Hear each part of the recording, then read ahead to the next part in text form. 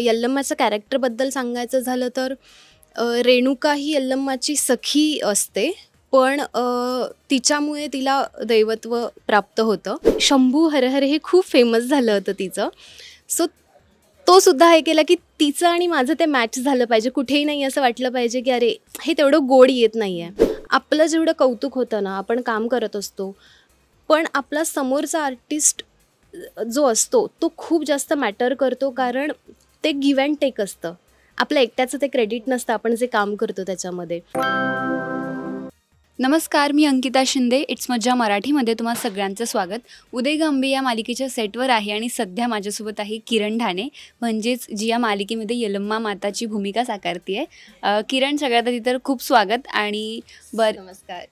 कशी आहेस? खूप मस्त आहे आणि प्रेक्षकांना दिसतच असेल की मी किती एन्जॉय करते हे कॅरेक्टर. सो मस्त आहे.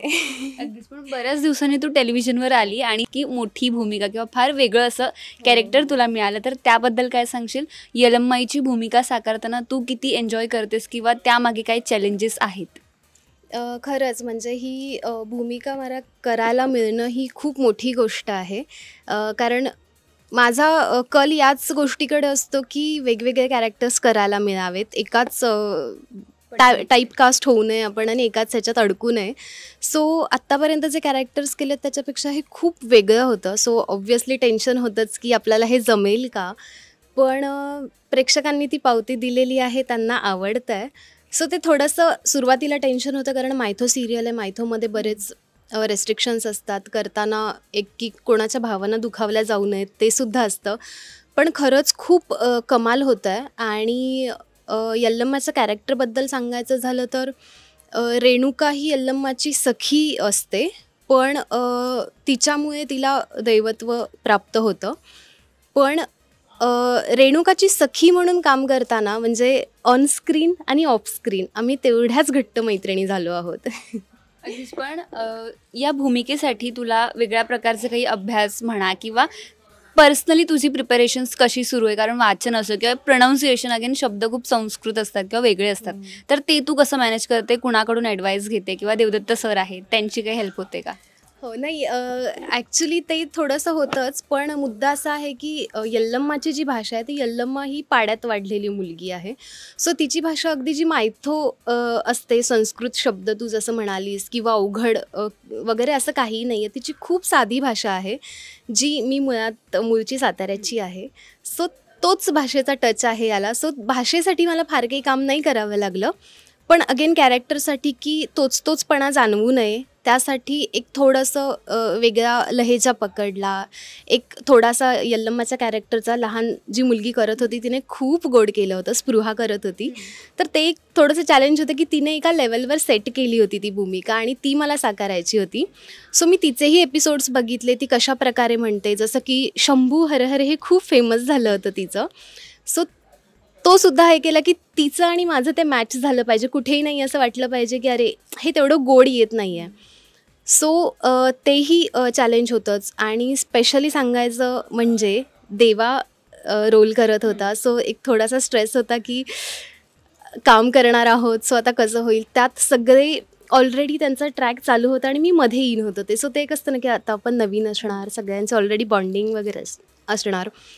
पण त्याने खरंच खूप सांभाळून घेतलं. म्हणजे त्याला समोर कौतुक केलेलं आवडत नाही, आता तो नाही आहे म्हणून मी भरभरून कौतुक करून घेते. पण खरंच त्याने खूप सांभाळून घेतलं. को आर्टिस्टला तो कधीच असं जाणवून देत नाही की तुम्ही नवखे आहात किंवा तुम्ही एकटे आहात इकडे, या सेटवर तुम्ही नवीन आहात. तो खूप सांभाळून घेतो. आणि खरं सांगू का, आपलं जेवढं कौतुक होतं ना, आपण काम करत असतो, पण आपला समोरचा आर्टिस्ट जो असतो तो खूप जास्त मॅटर करतो, कारण ते गिव्ह अँड टेक असतं. आपल्या एकट्याचं ते क्रेडिट नसतं आपण जे काम करतो त्याच्यामध्ये. सो ऑब्व्हियसली त्याचं खूप जास्त क्रेडिट आहे आणि त्याच्या इतका पॉझिटिव्ह माणूस मी खरंच बघितलेला नाही आहे. अगदीच, त्याच्याशी मी पण सहमत आहे. कारण जेव्हा मी त्यांना भेटते त्यांना सर बोललेलंही आवडत नाही, पहिली गोष्ट. पण अगेन या भूमिकेसाठी वेशभूषा वेगळी आहे किंवा लुक्स वेगळे आहेत. ज्वेलरीज आपण कधी ऐकलेही नसतील अशी नावं आणि ते तुला परिधान करायला मिळत असतील, तर त्याच्याबद्दल तुला काही क्युरिओसिटी असते का? तू त्या मेकअप दादाला किंवा त्यांना काही विचारतेस का? किंवा कसं लुकबद्दल काय सांगशील? किती वेळ लागतो किंवा कसं कॅरी करतेस? आमच्या निलिमा मॅम आणि नीता मॅम ज्या आहेत आणि सागरदादा जे आहेत, त्यांनी मी जेव्हा लुक टेस्टला आले होते तेव्हा माझा हा लुक केला होता. खरं तर मी लुकच्याच प्रेमात पडले होते की इतका गोल्ड लुक केला होता त्यांनी. ऑक्सिडाईज ज्वेलरी वगैरे दिली होती. बाकी सगळे गोल्डन कलरमध्ये आहेत सिरियलमध्ये जर तुम्ही बघत असाल तर. सो यल्लम्माचा जो काही हा डिफरंट लुक होता, तिचे आईज छान काजळ भरलेले असतील किंवा ह्या स्टिक्स असतील ज्या मागे लावल्यात त्या. सो हे म्हणजे नाही असं नॉर्मल आपण जेव्हा टेलिव्हिजन करतो त्यात तर हे नसतं. सो एक मला वेगळा लुक करता आला याचासुद्धा तो आनंद आहेच. आणि येस, ते क्रेडिट फक्त आणि फक्त त्यांचं आहे ज्यांनी माझा लुक केला आहे. खरंच कमाल. आणि रेडी व्हायचं म्हणशील तर तू जे मेकअप दादा आहेत आमचे, अतुल असेल, धनुदादा असतील, ते ना त्यातच एक्सपर्ट आहेत की तुम्ही जेवढ्या सटल मेकअपमध्ये जेवढे तुम्ही उठून दिसाल तेवढं. त्यांना नाही आवडत की तुम्ही ओव्हर काहीतरी केलं आहे. सो त्यांनी माझा स्किन टोन डस्की आहे तर त्याच्यामध्येच त्यांनी काय मजा करता येईल, माझ्या चेहऱ्यावर काय सूट होईल हे बघून हा लुक केला. So all credit goes to team. अगदीच. आणि डस्की स्किन ही स्क्रीनवर छान दिसते असंही म्हणतात अगेन. पण मालिकेचे जे मेकर्स आहेत महेश सर, त्यांच्याशी सुद्धा तुला कन्व्हर्सेशन होत असेल किंवा भेटीगाठी होत असेल, तर जेव्हा हे कॅरेक्टर तुझ्याकडे आलं तेव्हा वन लाईन तुला काय सांगण्यात आली होती आणि त्यांच्याकडून काही बोलणं झालेलं का, त्यांच्याशी तुझी काही चर्चा झालेली का?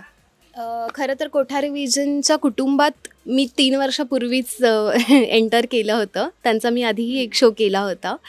सो हे माझ्यासाठी कुटुंब नवीन नव्हतं.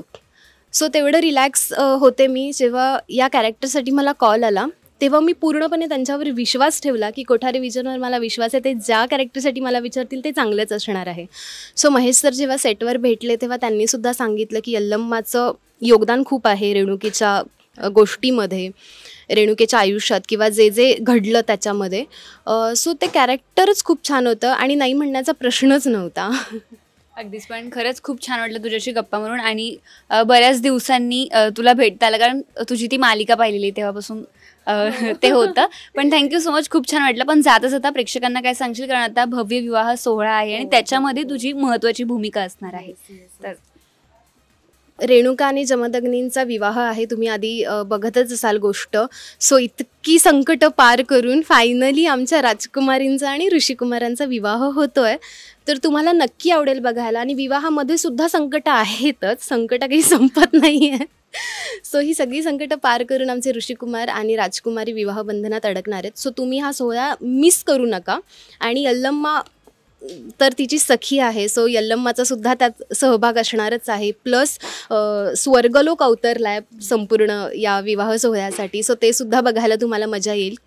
आणि एक सांगायचं म्हणजे कोठारी विजनच्या कुटुंबात जरी मी आधीपासून असले तरी स्टार प्रवाहाच्या कुटुंबात मी आत्ता एंटर झाली आहे. सो ही सुद्धा माझ्यासाठी खूप मोठी गोष्ट आहे की स्टार प्रवाहाच्या परिवारात येणं.